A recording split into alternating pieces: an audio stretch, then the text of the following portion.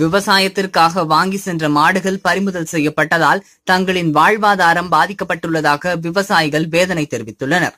ஈரோட்டில் நடைபெற்ற மாட்டுச்சந்தையில் இருந்து 23 மாடுகளை கர்நாடகாவைச் சேர்ந்த விவசாயிகள் லாரிகளில் கொண்டு சென்றனர். அந்த லாரிகளை இந்து மக்கள் கட்சியினர் மடக்கி பிடித்து காவல்துறையினரிடம் ஒப்படைத்தனர்.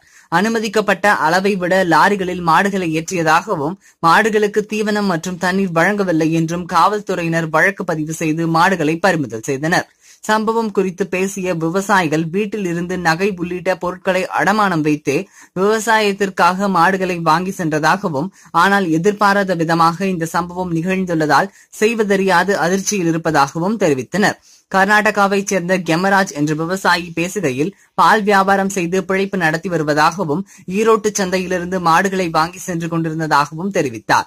தங்களது மாநிலத்தில் மழை பெய்துள்ளதால் விவசாயம் செய்ய முடியாத சூழல் உள்ளதாக குறிப்பிட்டார்.